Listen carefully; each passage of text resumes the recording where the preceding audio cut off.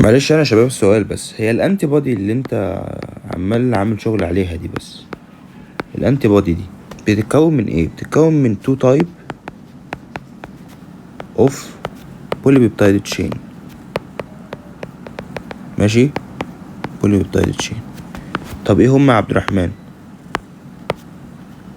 1 heavy plus 1 light.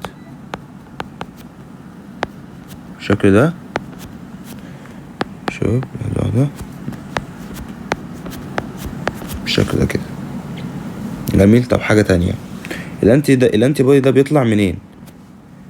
من، ولا مثلا اقول لك حاجة، هل الانتي بودي ده بنلاقيه في البي سيل اونلي؟ اللي جاوب اضرب نفسك بالقفا دلوقتي. غلط. not only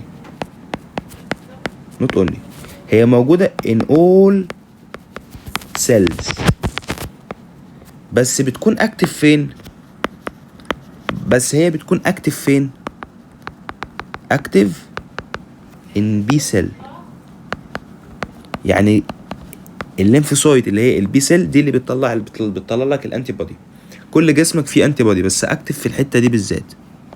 طيب حاجة تانية، معلش شباب، حاجة تانية. مثلا قلت لك الانسولين. الانسولين عبد الرحمن، هو الانسولين ده موجود فين؟ معروف، يعني الانسولين مش موجود في اي حتة في جسم ما عدا البنكرياس. خد الصفر المتين وروح يا صديقي. الانسولين موجود in all body cell but active in pancreatic acini في البيتا سيلز.